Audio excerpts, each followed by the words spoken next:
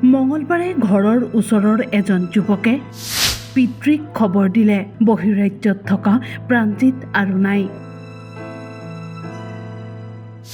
খবৰটো পোৱাৰ পিছতেই ঘৰত লাগিল হোৱা-দোৱা। দৰিদ্ৰতা দূৰ কৰিবলৈ বহিৰাজ্যলৈ গৈ ঘূৰি নাহিল প্ৰাণজিৎ। ১.৫ মাহ পূৰ্বে এজন যুৱকৰ সৈতে গুজৰাটলৈ গৈছিল হাউলীৰ সমীপৰ ২ নং বেন্নিবাৰীৰ প্ৰাণজিৎ দাস নামৰ যুৱকজন। কিন্তু মঙলবাৰে সন্ধিয়া গাঁৱৰে এজন যুৱকে আহি প্ৰাণজিৎৰ দেউতাকক খবৰ দিয়ে যে গুজৰাটত হঠাৎ মৃত্যু হ'ল পুত্ৰৰ। প্ৰাণজিৎৰ মৃত্যুৰ খবৰ পোৱাৰ পিছতেই ঘৰখনত এক অবৰ্ণনীয় পৰিস্থিতিৰ সৃষ্টি হয়। যুৱকজনৰ ৰহস্যজনক মৃত্যুক এতিয়া সহজভাৱে লোৱা নাই পৰিয়ালৰ লোকে। তেওঁলোকৰ অভিযোগ, হত্যা কৰা হ'ল প্ৰাণজিৎক।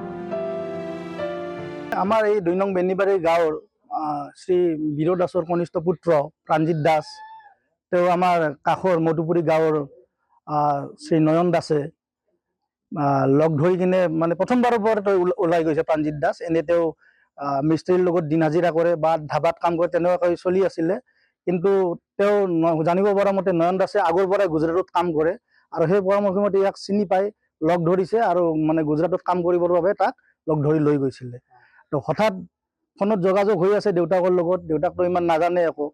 তো দেউতাকে ফোনত কথা পাতিলে কেতিয়াবা তাৰ সি অসুবিধা পাই আছে, সোধে, সি কয় যে তাত যিবিলাক কাম কৰা ৱৰ্কাৰ্ছবিলাকে তাক মানে মিছবিহেভ কৰে, সি অলপ অশান্তি পাই আছে।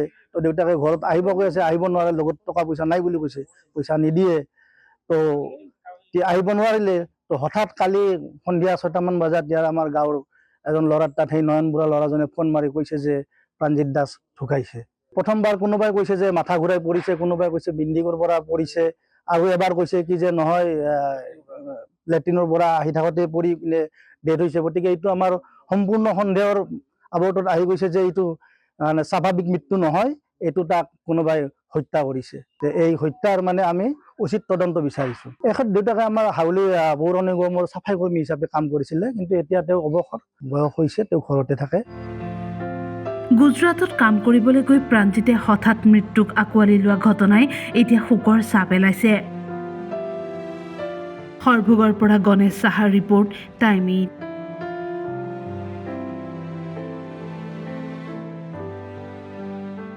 আমাৰ এই ২ নং বেন্নিবাৰীৰ গাঁৱৰ শ্ৰী বীৰ দাসৰ কনিষ্ঠ পুত্ৰ প্ৰাণজিৎ দাস, তেওঁ আমাৰ কাষৰ মধুপুৰী গাঁৱৰ শ্ৰী নয়ন দাসে লগ ধৰি কিনে মানে প্ৰথমবাৰৰ পৰা তেওঁ ওলাই গৈছে। প্ৰাণজিৎ দাস এনে তেওঁ মিস্ত্ৰীৰ লগত দিন হাজিৰা কৰে বা ধাবাত কাম কৰে, তেনেকুৱাকৈ চলি আছিলে। কিন্তু তেওঁ জানিব পৰা মতে নয়ন দাসে আগৰ পৰাই গুজৰাটত কাম কৰে আৰু সেই পৰামৰ্শমতে ইয়াক চিনি পাই লগ ধৰিছে আৰু মানে গুজৰাটত কাম কৰিবৰ বাবে তাক লগ ধৰি লৈ গৈছিলে। তো হঠাৎ ফোনত যোগাযোগ হৈ আছে দেউতাকৰ লগত, দেউতাকতো ইমান নাজানে একো।